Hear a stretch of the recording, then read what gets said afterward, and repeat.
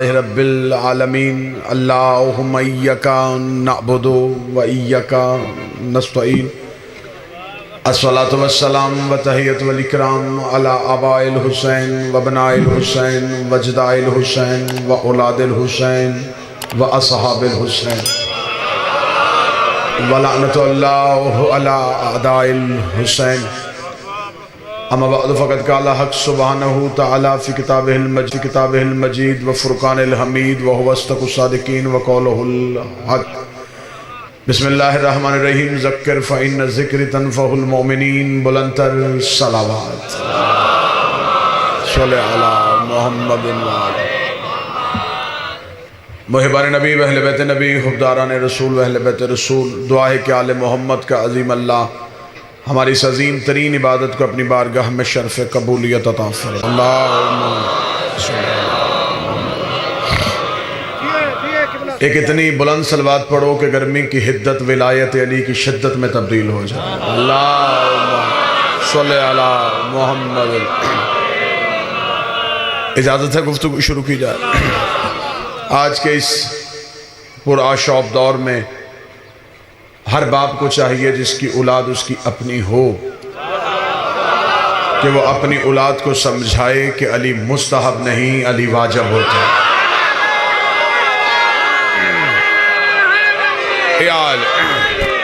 बिस्मिल्लाह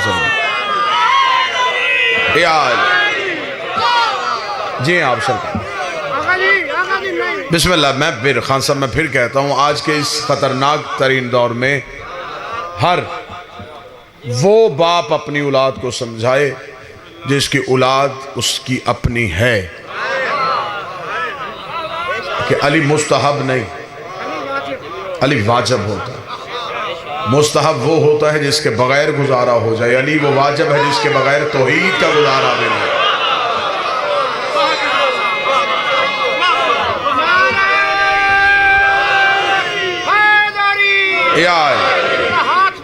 मौका की रुबाई है, इससे मुझे मालूम। अच्छा जी बिस्मिल्लाह। मौलवी जी ये कैसा गजब हो गया, पढ़ के कुरान तू बेअदब हो गया। मैं तो हैरान हूँ तेरी इस अक्ल पर। दाढ़ी वाजिब और अली मुस्तहब।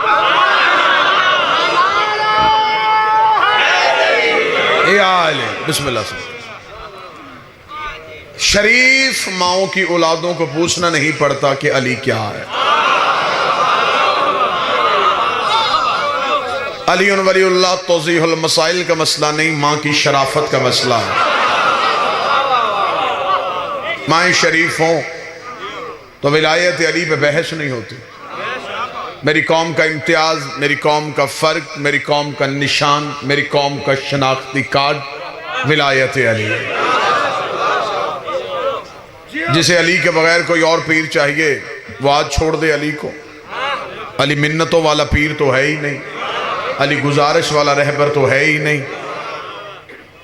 अगर अली वाले हो तो फिर कभी भी जिंदगी में विलायत अली पे शक न करना,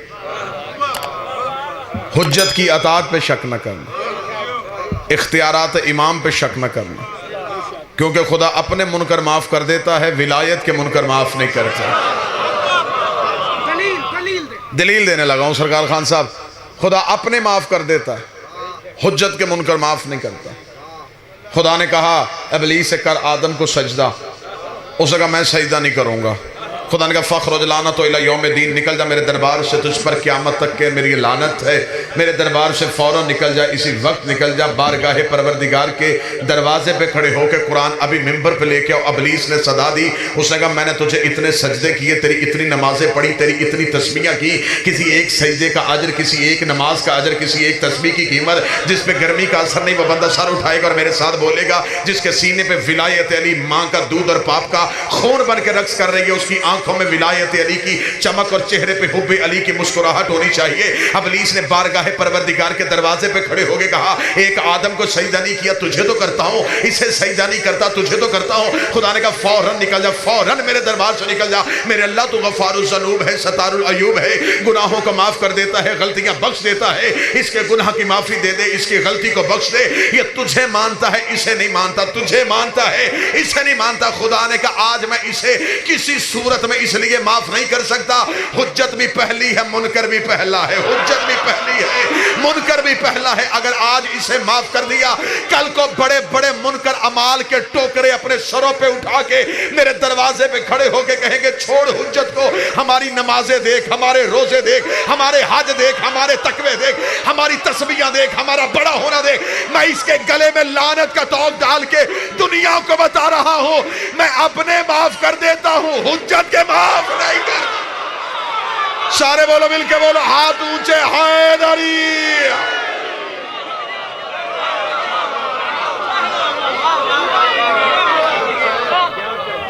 बिस्मिल्लाह खान जी।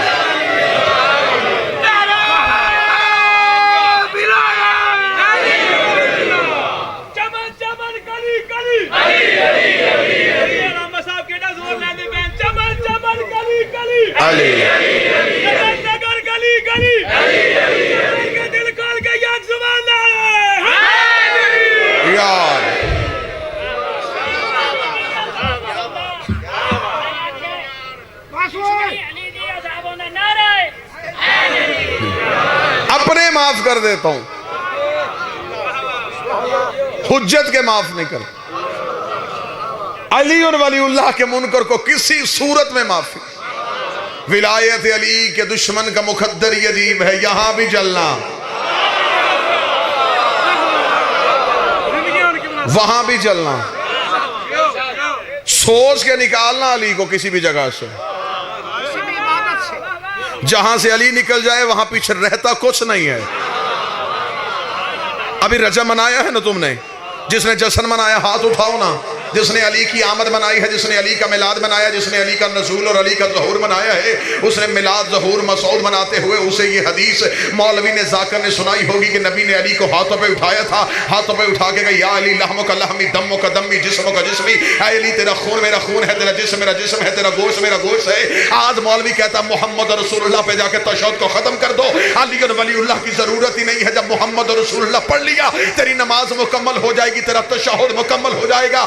16 रजब को रसूल ने अली को हाथों पे उठा के इन जाहिल मौलवियों को समझाया था, अली मेरा खून है, अली मेरा जिस्म है, अली मेरा खून है, अली मेरा जिस्म है। नबी ने दुनिया को बता दिया था जब मुझसे खून ही निकल जाए पीछे नबूवत में क्या रह जाए।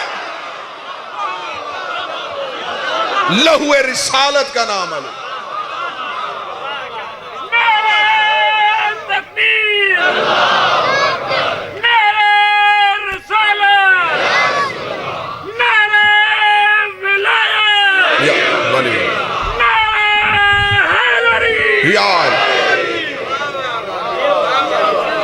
कब्र की कोठड़ी बड़ी मुश्किल है।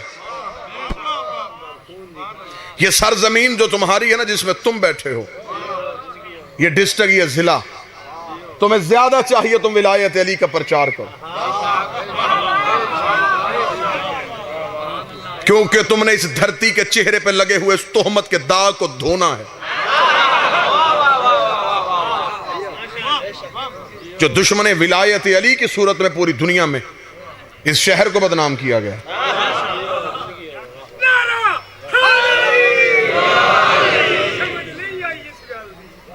विलायत अली के दुश्मन को किसी सूरत में माफी नहीं। उसने अपने माफ किए, हुज्जत के मुनकर को माफ नहीं किया। खुदा ने फौरन कहा निकल जा मेरे दरबार से, निकल मेरे दरबार से। तूने क्या कहा था, इसे सजदा नहीं करेगा, या अबली सोमा मना कांतों से दुलमा खलक तो दे। तू कह रहा था इसे सजदा नहीं करेगा, तुझे किसने मना किया इसे सजदा करने से जिसे मैंने बनाया अपने दोनों हाथों से? तुझे किसने मना किया इसे सजदा करने से जिसे मैंने बनाया अपने दोनों हाथों से? आज मौलवी कहता है कि जाकर उड़ता है, शायर उड़ता है, खतीब उड़ता है, मौलवी उड़ता है, अली को इतना बढ़ा देता है, इतना बढ़ा देता है, इतना बढ़ा देता है कि ये तौहीद को कुछ भी नहीं समझते। आमद तुझे फजाइल अली की झलक सुनाओ। यहाँ पे फजाइल अली आके यहाँ पे मौलवी की आंखें बंद क्यों हो रही हैं, यहाँ पे आके मौलवी चुप क्यों हो रहा है, इस आयत का हमें तर्जमा क्यों नहीं बताता। खुदा कह रहे इब्लीस तुझे किसने मना किया उसे सजदा करने से जिसे मैंने बनाया अपने दोनों हाथों से। कुरान में आयत ना हो मैं इस चौक में गर्दन कटवाऊंगा। खुदा ने कहा मैंने आदम बनाया अपने दो हाथों से, अपने दो हाथों से। मुझे मस्जिद के मौलवी से लेके हौजा इल्मिया नजफ तक या मुझे अल्लाह के हाथ दिखाओ या हाथों वाला अल्लाह दिखाओ, या अल्लाह के हाथ दिखाओ या हाथों वाला अल्लाह दिखाओ, या मुझे बताओ वो अल्लाह के हाथ कौन से है, या मुझे बताओ वो हाथों वाला अल्लाह कौन सा है। दुनिया की तौहीद मशकूक हो जाती अगर कूफे के मिंबर पे अबू तालिब का बेटा अली न बोलता। अली ने कूफे के मिंबर पे अपनी अबा को खोला, अपने दोनों हाथों को बढ़ा के कहा ये वो हाथ है जिन्होंने आदम की मट्टी को गूंदा था।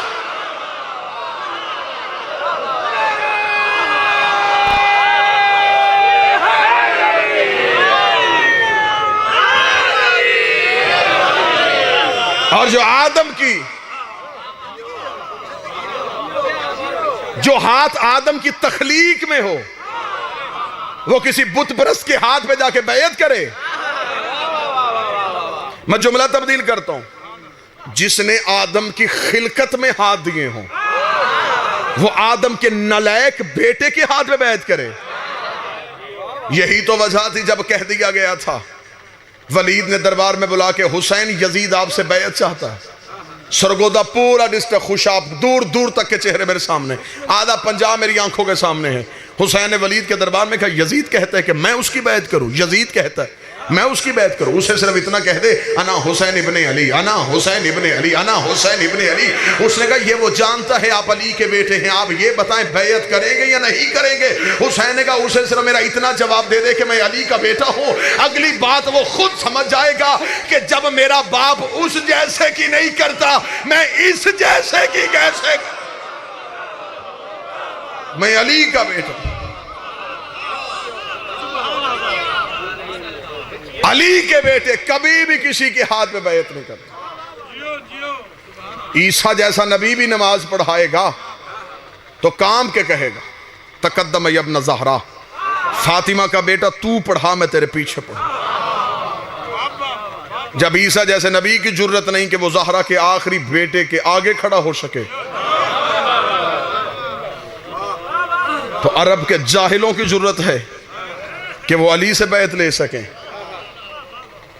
जितने कदीमी अदादार मेरे सामने बैठे हो, इमाम हुसैन ने कहा वलीद से सिर्फ इतना कह दे मैं अली का बेटा हूँ। ये कह के हुसैन चले गए। आज मस्जिद के मौलवी से लेकर मक्के के मुफ्ती तक जिससे पूछो कि हुसैन और यजीद में सही कौन था गलत कौन था, वो कहता हुसैन सही थे यजीद गलत था, हुसैन सही थे यजीद गलत था, हुसैन ठीक थे यजीद गलत था। मौलवी के सर पे कुरान रख के पूछ के तूने ये कहा यजीद गलत था, आखिर यजीद गलत क्यों था, वजह क्या है, क्या वजह थी यजीद गलत था। वो कहते यजीद इसलिए गलत था कि उसने हुसैन से बैत मांगी थी, उसने हुसैन से बैत मांगी थी। इसका मतलब तू अंदर से मान गया कि जो भी हुज्जत से बैत मांगे वो गलत होता है, जो भी मासूम से बैत मांगे वो गलत होता है। और मुझे इज्जत अली की कसम है जितने इस इलाके के कदीमी अदादार बैठे सिवाय मजहब इमामत के कोई भी फिरका यजीद की खिलाफत को अपने नजरिए के तहत गलत साबित नहीं कर सकता। मैं फिर जुमला दोहराने लगा, खान साहब सिवाय आले मोहम्मद के मानने वालों कोई भी मसलक अपने मसलक में रह के अपने मसलक के कवानीन के तहत यजीद की खिलाफत को गलत साबित करके दिखाए। तुम नहीं गलत साबित करोगे। वजह मैं वजह बताने लगा। तुम्हारे पास खिलाफत का पहला असूल यह है कि उम्मत इकट्ठी होकर किसी को खलीफा बनाए तो वो हो जाता है, जिसलिए तुमने पहला खलीफा अजमाए उम्मत के लिए बनाया। उम्मत ने इकट्ठी होकर खलीफा बना दिया, तुमने कहा ये हो गया। उम्मत इकट्ठी थी, वोट पड़ गए थे, इलेक्शन हो गया था, इसे नामजद कर लिया गया था। यजीद के पास ये असूल था। मैं नतीजा देना चाहता हूं, उसे उम्मत ने इकट्ठी होकर खलीफा बनाया था, इसका मतलब कि अजमा उसके पास था। तुम्हारे पास खिलाफत का दूसरा असूल है कि बाप जाते हुए नामजद कर दे या बड़ा जाते हुए नामजद कर दे या पहले वाला दूसरे को नामजद कर दे तो वो भी खलीफा हो जाता है। जैसा कि तुम्हारी दूसरी खिलाफत में जब तुमने दूसरा खलीफा बनाया तो तुमने उसके लिए यही असूल रखा कि इसे पहला जाते हुए नामजद कर गया था इसलिए यह खलीफा है। यजीद के पास यह असूल भी था, उसका बाप उसे नामजद करके गया था।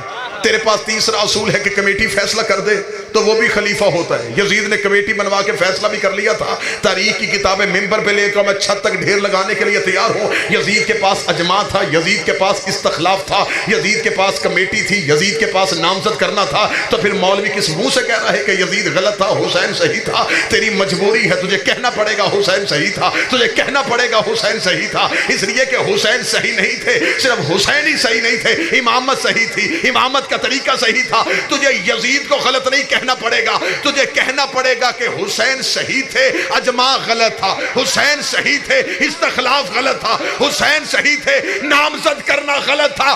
तुझे मानना पड़ेगा गदीर सही था, सकीफा गलत था।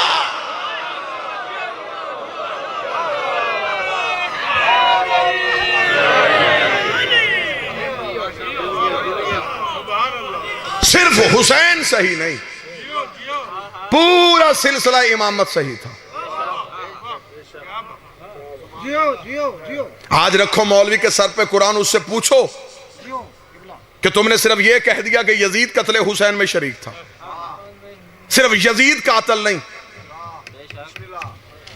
यजीद को यजीद बनाने वाला कौन था? कल आ गया सुप्रीम कोर्ट से फैसला और हर तरफ मिठाइयां तकसीम हो रही हैं। ना हमें हुकूमतों की परवाह है, ये मिंबर हुकूमत का मिंबर है ही नहीं, ये सियासत का मिंबर है ही नहीं। इस मिंबर पे सियासत की बात करना मैं कुफर समझता हूँ। ये मिंबर सिर्फ कुर्बतन इलल हुसैन है, ये सिर्फ हुसैन के लिए सजाया जाता है। ये लोग सिर्फ हुसैन के नाम पे आते हैं, ये सियासत का मिंबर नहीं है। मुझे नहीं पता कौन सी सियासी पार्टी का कौन सा नारा है, लेकिन मुझे सिर्फ हुकूमत पाकिस्तान को इतना तंबीह करना है कि एक सुप्रीम कोर्ट की अदालत में फैसला गया था और पूरी की पूरी दुनिया की नज़रें उस अदालत पर लगी हुई थी कि अदालत ने यह फैसला करना था कि ये पैसा कहाँ से आया था, ये पैसा कहाँ से आया था।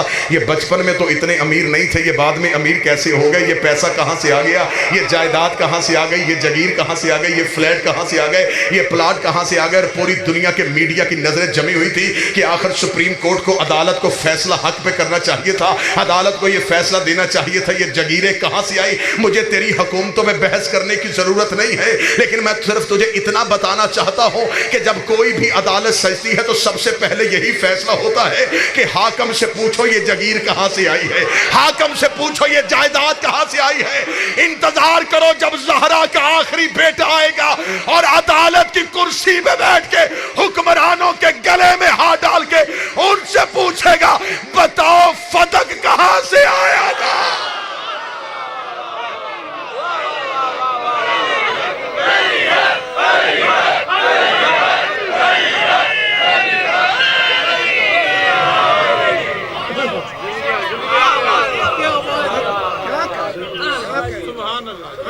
इनकार कर गए हुसैन। 26 रजब को हुसैन ने इनकार कर दिया और वो हुसैन का ला आज भी ला है, वो नहीं आज भी नहीं है। ये है हुसैन की कौम। सदियों पहले वलीद के दरबार में हुसैन ने कहा नहीं, आज भी हुसैन के नौकर हुसैन की उस नहीं पे कायम है। सिर्फ नहीं कहा हुसैन ने कहा नहीं। आज मौलवी कहता है कि सिर्फ हुसैन हुसैन करने से क्या मिलेगा? न तुम्हारे पास अमाल है, न तुम्हारे पास कोई कबूलियत की चीज है, सिर्फ हुसैन हुसैन करते हो, सिर्फ हुसैन हुसैन करते हो, सिर्फ हुसैन हुसैन करने से बख्शे जाओगे। रख मौलवी के सर पे कुरान। यजीद के पास कलमा था, हुसैन नहीं था।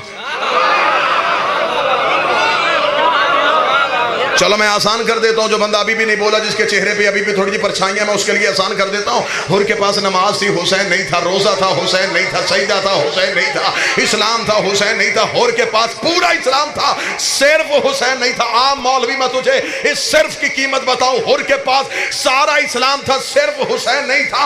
हुर ने 10 मुहर्रम को करबला की गर्म रेत पे अपने लहू के साथ असूल लिख दिया, जिससे क़यामत तक कोई यजीद ज़्यादा नहीं मिटा सका। हुर ने करबला की रेत पे लिख दिया, करबला की रेत पे लिख दिया कि इस्लाम जैसे आला मजहब से अगर सिर्फ हुसैन निकाल लिया जाए, सिवाय यजीदियत के रहता ही कुछ नहीं। इस्लाम में सिर्फ हुसैन। कदमों पे यूं हुसैन के सजदा अदा किया, कदमों पे यूं हुसैन के सजदा अदा किया, हुर बेनियाज हो गया सजदों से उम्र भर। नारे हैदरी। सिर्फ हुसैन नहीं, बस हुसैन। कहा था ना मोहम्मद अली जौहर ने, कत्ले हुसैन असल में मर गई यजीद है। इस्लाम जिंदा होता है, इस्लाम जिंदा होता है, इस्लाम जिंदा होता है। हर नहीं। मातमी ने कलम उठाया, उसने कहा खुशबू खुल्द दब गई खाके शिफा के बाद। लाल खान जी अब वहां से लेके एक खान साहब पीछे बैठे, एक खान साहब आगे बैठे, पूरे मजमे से तवज्जो चाहूंगा। मातमी ने कलम उठा के खुशबू खुल्द दब गई खाके शिफा के बाद, जन्नत का नाम आने लगा फिर करबला के बाद, जन्नत का नाम आने लगा फिर करबला के बाद। सब्र यकूब, हिम्मत खलील, तज़किरा अयूब, ये सब तज़किरे हैं जिक्र शाह करबला के बाद। बादल हुसैन दुनिया में ना हुआ कोई दूसरा, ना हुई फिर कोई करबला उस करबला के बाद। उठे कब्र से तस्लीम ये रूह जौहर करे, इस्लाम जिंदा हो चुका बस करबला के, इस्लाम जिंदा हो चुका। ये जो आज तक इस्लाम जिंदा है, इसकी रगों में सिर्फ करबला का लहू है, सिर्फ करबला। इस्लाम से करबला निकाल दी जाए तो पीछे है क्या इस्लाम में? तेरी झूठी हुकूमतें, तेरे गंदे रावी, तेरे झूठे मुअर्रख, तेरे गुनाहगार बादशाह। अगर इस्लाम से इमामत निकाल दी जाए सिवाय गंदगी के है ही कुछ नहीं है। क्या सोच के मौलवी विलायत अली का मुनकर करना चाहता है मेरी कौम के बच्चों को? किस वजह से तू विलायत अली से बच्चों को दूर करना चाहता? ये जी आज मसला शुरू हुआ, ये आज मसला नहीं शुरू हुआ, ये आदम और इब्लीस की जंग ही विलायत अली पे हुई थी। मिंबर पे बहुत बड़ा दावा किया है मैंने, मैं मिंबर पे दलील देके जाऊंगा, कुरान से दलील देके जाऊंगा। ये साजिश की है मौलवी ने कि उसने आदम के सजदे का इनकार नहीं किया, सजदे का इनकार कर दिया और खुदा ने निकाल दिया। एक सजदे की वजह से खुदा इतनी बड़ी सजा दे? तू लाखों छोड़ के भी हाजी।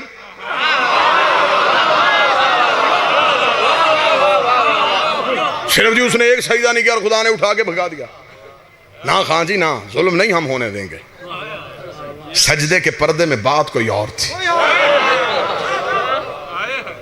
बस वो बात आप तक पहुंचाऊंगा और मैं इजाजत चाहूंगा। सजदे के पीछे कोई बात छुपी, सिर्फ इब्लीस ने सजदे का इनकार नहीं किया, इसके पीछे कोई छुपा हुआ राज था। इतनी बड़ी लड़ाई हो गई और आज तक वो लड़ाई चल रही है अल्लाह की और शैतान की। भाई आज तक चल रही है ना, रहमान और शैतान की लड़ाई आज तक चल रही। इतनी लंबी लड़ाई किसी छोटी बात पे नहीं होती। अल्लाह इतना भी बेनियाज नहीं कि आदम के पीछे इतनी बड़ी लड़ाई ले ले। अल्लाह ने आदम की वजह से इतनी बड़ी लड़ाई नहीं ली। और कुरान से पूछते हैं कि लड़ाई की वजह क्या बनी थी। खुदा ने कहा फ़ाइज़ा सवैतो व नफ़ख़्तु फ़ीहि मिन रूही फ़अक़उ लहु साजिदीन। ऐ इब्लीस तवज्जो मेरी तरफ करेंगे तो मैं सरकार सुनूंगा। वजह बताऊं लड़ाई की? ऐ इब्लीस, जब मैं आदम में अपनी रूह फूंकूं फ़अक़उ लहु साजिदीन, तो तुम सारे फरिश्ते सजदा कर देना। कुरान मिंबर पे लेके आओ। खुदा ने कुरान में कहा कि आदम को सजदा ना करना, ना ना ना ना ना, आदम को सजदा ना करना। हयातुल कुलूब में अल्लामा मजलसी ने कहा है कि सजदा करवाने से कई हजार साल पहले खुदा आदम को बना चुका था। आदम का पुतला बना के खुदा ने अर्श के चौक में रखा हुआ था। फरिश्ते गुजरते थे लेकिन सजदे का हुक्म नहीं था। इसका मतलब कि सजदा तो आदम को हुआ ही नहीं। अगर सजदा आदम को होना होता तो जब आदम बनाया था उसी वक्त हो जाता। इसका मतलब कि सजदा खान साहब आदम को नहीं। मैं लड़ाई की वजह सुनाने लगा हूं, है ना जहन जी, मैं लड़ाई की वजह सुनाऊं। इसका मतलब कि सजदा आदम को नहीं। खुदा ने कहा जब मैं आदम में अपनी रूह फूंकूं फिर सजदा कर देना। इसका मतलब कि सजदा आदम को नहीं। सजदा रूह को हुआ था, इनकार आदम का नहीं, इनकार रूह का हुआ था। मैं नतीजा नहीं, मैं जिगर निकाल के तुम्हारे हाथ पे रखने लगा हूँ, अदल का तराजू तुम्हारे हाथ पे देने लगा हूँ। और मैंने पहले जुमला कह दिया था कि तुम्हारे शहर के चेहरे पे कुछ ना हक दाग हैं, कुछ ना हक धब्बे हैं, वो धब्बे मैं मिटाने के लिए आया हूँ, ताईद मुझे आपकी चाहिए, वो दाग मैं मिटाना चाहता हूँ। इस वीडियो के जरिए से ये मजलिस पूरी दुनिया में देखी जा रही है, कम अज कम पूरी दुनिया में जहाँ जहाँ जिस जिस शहर जिस जिस गली मोहल्ले में बैठा हुआ कोई मोमन इस मजलिस को सुन रहा होगा, उसे पता होगा कि सरगोदा में अकीदा पढ़ा भी जाता है, अकीदा सुना भी जाता है, अकीदे पे लोग बोलते भी है, अकीदे की ताईद भी करते हैं। तुम्हारे हाथ गवाही के तौर पे विलायत अली के मुकदमे पे दर्ज हो जाएंगे। खुदा ने कहा जब मैं आदम में अपनी रूह फूंकूं तब सजदा कर दे रहा। इसका मतलब कि सजदा आदम को नहीं, सजदा उस रूह को हुआ था। इनकार आदम का नहीं, इनकार उस रूह का हुआ था। कुरान मिंबर पे लेके आ, मौलवी का गिरेबान मेरे हाथ में दे, मैं कुरान से उसे निकाल के दिखाऊं। पहले कुरान से पूछ ये रूह है क्या? आवाज़ परवरदिगार है मेरा हबीब तुझसे पूछेगा ये रूह क्या है? कह देना वकुल रूह मिन अम्र रब्बी, तू फौरन कह देना रूह अल्लाह का अम्र है, रूह अल्लाह का अम्र है। इसका मतलब कि सजदा आदम को नहीं, सजदा अल्लाह के अम्र को हुआ था। इनकार आदम का नहीं, इनकार अल्लाह के अम्र का हुआ था। किस मुंह से अली को नमाज से निकालेगा? वो एक अम्र का इनकार करके लानती बन गया। तू पूरे ओले अम्र का इनकार कर रहा। उसने एक अम्र का इनकार।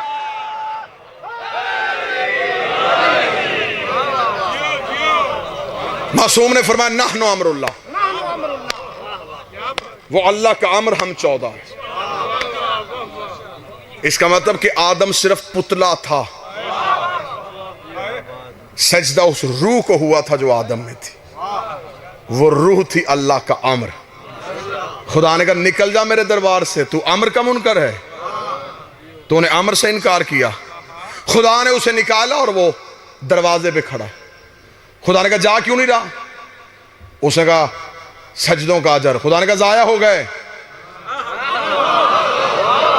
या आप थक गए हैं या पीछे चले गए। खुदा ने कहा तेरे सजदे खत्म हो गए। उसने कहा वो जो 50-50 हजार साल का एक सजदा था वो किधर गया? फरमाया एक इनकार सबको ले गया।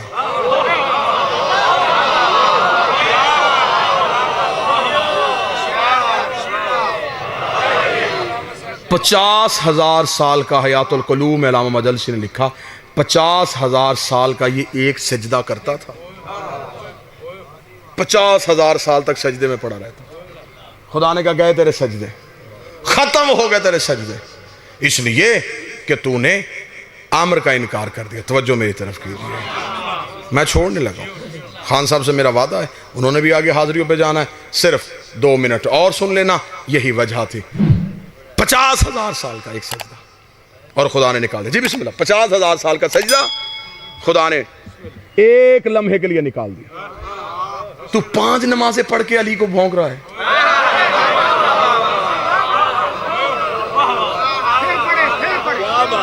उसने 50,000 साल का सजदा किया, इतने लाख साल की इबादत और खुदा ने नहीं देखी। तू 5 नमाजें 15 मिनट की इबादत करके अली को भौंक रहा है कि मैं अली का मुनकर होकर नमाजें पढ़ के अल्लाह के साथ बख्शिश की शफात ले लूंगा। खुदा ने कहा फौरन निकल जा। उसने कहा फिर ठीक है, अगर मेरी और तेरी दुश्मनी इसी वजह से हुई है ना तो फिर ठीक है, फिर मुझे मोहलत देना, मैं मुकाबला करूंगा। खुदा ने कहा मुकाबला क्या करेगा? लोगों को नमाजें छुड़वाएगा, रोजे तुड़वाएगा, हज से निकालेगा, मेरा काबा गिराएगा, मेरा मुकाबला तू कर कैसे सकता है? उसने कहा मुझे तेरी ताकत का पता, लेकिन मोहलत तू दे दे, फिर मैं एक ही काम करूंगा, मैं सराते मुस्तकीम पे बैठ जाऊंगा। मैं सराते मुस्तकीम पे बैठ जाऊंगा, दुनिया आएगी मैं हटाऊंगा, दुनिया आएगी मैं हटाऊंगा, दुनिया आएगी मैं हटाऊंगा।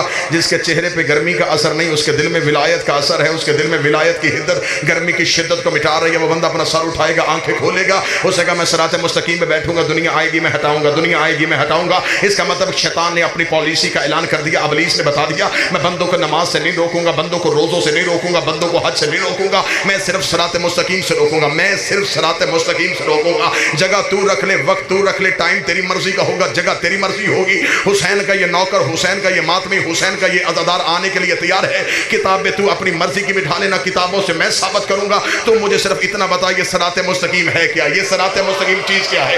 ये सराते मुस्तकीम कहते किसे हैं? ये सराते मुस्तकीम अगर नमाज है फिर नमाज में इहदिना सिरातल मुस्तकीम क्यों कहते हो? ये सराते मुस्तकीम रोजा नहीं, ये सराते मुस्तकीम ज़कात नहीं, ये सराते मुस्तकीम हद नहीं, मुल्ला अली मुत्की कार ये अहले सुन्नत तक बंदा लिख गया।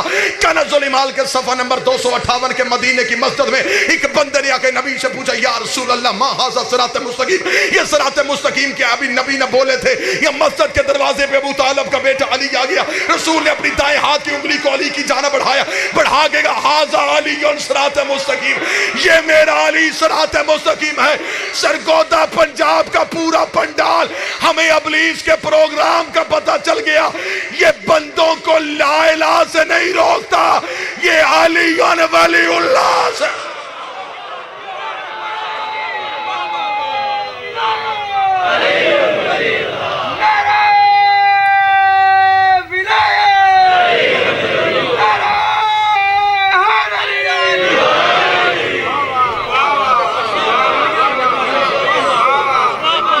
इसकी दुश्मनी की वजह है विलायत अली। किस मासूम ने पढ़ा? मेरा सवाल है किस मासूम ने छोड़ा? सवाल ये करते जी किस मासूम ने पढ़ा था अली वलीउल्लाह? मेरा सवाल है किस मासूम ने छोड़ा था? तो किसी हुज्जत की वो नमाज दिखा जो बगैर विलायत अली की। अगर हम मुज्तहिद के कहने पे अल्लाह को नहीं, अल्लाह दलील से माना जाता है। विलायत अली पे समझौता ना करना, विलायत अली पे खरीदारी ना करना। कब्र में जो चराग काम आएगा उसे विलायत अली कहते हैं। चंद रोजा जिंदगी है, अली की दुश्मनी ना लेके जाना। विलायत अली की कीमत पूछनी है तो ज़ैनब के बुरके से पूछ।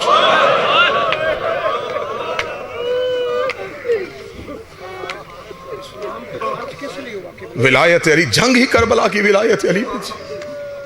क्या लड़ाई थी? क्या वो कहता था नमाज नहीं पढ़नी? उसने इख्तिदार को, इख्तियार को, हुकूमत को चैलेंज नहीं, उसने इख्तियार इमाम को चैलेंज किया। हाँ, पढ़ो इमाम हुसैन का आखिरी खुतबा तो पढ़ो। जब तन्हा रह गया था, लाशों के ढेर में खड़ा था, तन्हा खड़े हुसैन ने, सामने 9 लाख यूं कातिल खड़े थे, जख्मी खड़ा मेरा बादशाह हुसैन। हुसैन ने तमाम हुज्जत के लिए आंखों में आंखें डाल के कहा, मैं तुम में वो चेहरे देख रहा हूँ जिन्होंने मुझे नबी के कांधों पे देखा है। मैं तुम में वो बंदे तलाश कर रहा हूँ जिन्होंने मुझे नबी की गोद में देखा है। मेरी आंखों के सामने वो लोग खड़े हैं जिन्होंने वो नमाज नबी के पीछे पढ़ी थी जब मैं नबी के बूस्ट पे बैठा हुआ था। क्या तुम नहीं जानते मैं मोहम्मद का बेटा हूँ? वो तुम्हें नहीं पता मैं रसूल का बेटा हूँ? पढ़ो पढ़ो आखिरी खुतबा पढ़ो हुसैन का। हुसैन का तुम्हें नहीं पता मैं ज़हरा का बेटा हूँ? मैं इसलिए बार बार अपना तारुफ करवा रहा हूँ, कल को ये ना कहे कि हमें तो पता ही नहीं था ये कौन हुसैन था। मैं फातिमा का बेटा हूँ, मैं अली का बेटा हूँ, मैं अबू तालिब का बेटा हूँ, मैं अब्दुल मुत्तलिब का बेटा हूँ। अकेला हुसैन अपने तारुफ करवा रहा था। 9 लाख से हुसैन ने कहा, जब इतना कुछ जानते हो मुझे सिर्फ इतना बताओ, मुझे कत्ल क्यों करने आए हो? मुझे मारना क्यों चाहते हो? मेरा कसूर तो मुझे बताओ, मेरा जुर्म तो मुझे बताओ। तुमने मेरा अकबर मारा, मैं चुप रहा। तुमने मेरा गाजी मारा, मैं चुप रहा। तुमने मेरा असगर मारा, मैं चुप रहा। मैं सिर्फ अपना कसूर पूछना चाहता हूँ, मुझे मेरा जुर्म बताओ। रख मेरा हाथ गाजी के अलम पे। 9 लाख निकाल ले, बुग़्ज़ अभी तेरे बाप अली की दुश्मनी पे आए हैं। इतना कहना था, हुसैन ने तलवार को नियाम से निकाला, निकाल के कहा, मेरे बाबे की विलायत के दुश्मना, तुमने इनकार किया मेरे बाबे की विलायत। बाजार शाम में गई तो विलायत बचाने की खर्चा पहली एक दरबार में। लाल खान कदीमी अज़ादार है, हर इज्जत वाली मजलिस का नाज़िम मिंबर है। मौला हुसैन आपकी तौफीकात में इजाफा फरमाए। उसने कहा, जनाब सैयदा क्यों गई दरबार में? खान साहब, मुझे इज्जत है, सैयदा की कसम सिर्फ एक दरबार में नहीं गई, एक से तो खाली आई है ना। ले आओ तारीख की किताब में, मिंबर पे साबित करने के लिए तैयार हूं। रोज टूटी ही पसलियों पे हाथ रखती थी, अली का हाथ पकड़ के एक एक सहाबी के दरवाजे पे जाती थी, दस्तक दे दे के कहती थी, भूल गए गदीर का ऐलान? क्या तुम्हें गदीर में मेरे बाबे ने नहीं बताया था कि अली तुम्हारा अमीर है? भूल गए गदीर का ऐलान। एक एक दरवाजे पे। शिया हो, अली की विलायत न भूलना, हुसैन का मातम न भूलना, ज़हरा का हक न भूलना, गदीर न भूलना, माँ का दरबार में जाना न भूलना, हुसैन का आखिरी सजदा न भूलना। 28 रजब में हुसैन की रवानगी का मातम करोगे ना। इसलिए जब हुसैन कब्र रसूल पे गए थे तो कब्र रसूल पे यूं कब्र पे जाके हुसैन खड़े हो गए। नाना नाना, यजीद से किसने कह दिया कि तेरा बेटा कोई नहीं? नाना, उसने ये सोच के शरीयत पे हमला कर दिया कि तेरा बेटा कोई नहीं। नाना, अना मिनल हुसैन के कर्जे उतारने का वक्त आ गया। नाना, वो जो तूने कहा था ना हुसैन मिन्नी, नाना मैं वो हुसैन कर्जे उतारने लगा। कब्र मोहम्मद कांप गई, कब्र से आवाज आई, हुसैन आदम से लेके मुझ तक की मेहनत अब तेरे हाथ में है। हुसैन मैंने बड़ी मुश्किल से ये दीन बचाया है। हुसैन तेरी नानी की दौलत लगी है, तेरे बाबे की तलवार चली है, तेरे दादे अबू तालब की मेहनत है। हुसैन सब कुछ तेरे हाथ में है। हुसैन मुझे बता सकता है दीन कैसे बचाएगा? अब जिसकी आंखों में फुरात बहने के लिए तड़प रही है, मेरी उन आंखों पे नजरें हैं। हुसैन की आवाज़ है, नाना तू परेशान ना हो, मैंने 40 दरवाजों को ताला लगा लिया, तेरा दीन बचाऊंगा। आवाज़ आई, अगर दीन फिर भी न बचा, नाना माँ की शक्ल वाली बेटी मदीने की गलियों में रोती छोड़ के जाऊंगा। हुसैन अगर मेरा दीन फिर भी ना बचा, नाना तू परेशान ना हो, मैं मक्के जाऊंगा। अगर हज ना पढ़ने दिया मैं बद एहराम तोड़ दूंगा। हुसैन अगर मेरा दीन फिर भी ना बचा, नाना मैं 2 मुहर्रम करबला के जंगल में उतर जाऊंगा। हुसैन अगर मेरा दीन फिर भी ना बचा, उठा कब्र रसूल से ज़हरा का लाल, अपने सर से अमामा उतारा, कब्र मोहम्मद की पायती फिर का हाथ जोड़ के खड़ा हो गया। रो कहता, नाना तू परेशान ना हो, 7 मुहर्रम होगा मेरी सकीना प्यासी होगी। हुसैन अगर मेरा दीन फिर भी ना बचा, नाना 8 मुहर्रम होगा मेरी ज़ैनब प्यासी होगी। हुसैन मेरा दीन फिर भी ना बचा, जिस बंदे का अभी तक हाथ सीने पे नहीं आया, कब्र मोहम्मद पे गिर गया रसूल का बेटा। रो के कहता, नाना तू परेशान ना हो, मैं वादा करता हूँ 10वीं मुहर्रम का सूरज तलू होगा, मैं अकबर का जिगर दूंगा, मैं अब्बास के बाजू दूंगा, मैं कासिम की लाश के टुकड़े उठाऊंगा, मैं असगर की गर्दन से तीर खींचूंगा। आवाज आई, हुसैन अगर दीन फिर भी ना बचा, रो के कहा, नाना तू परेशान ना हो, सर सजदे में रखूंगा मैं, उठाएगा मेरा कातिल। आवाज आई, तेरे सर के बाद भी दीन ना बचा फिर क्या देगा? हुसैन रो के कहता, जो दे सकता था वो दे दिया, अब तू बता तेरे दीन को क्या चाहिए? अभी हुसैन नहीं बोले, या सैयदों की हवेली से एक बीबी के रोने की आवाज आई। आवाज आई, हुसैन वापस आ, नाने से वादा कर, करबला जाने तू जाने, शाम जाने तेरी ज़ैनब। हुसैन में बाजारों में, हुसैन में दरबारों में,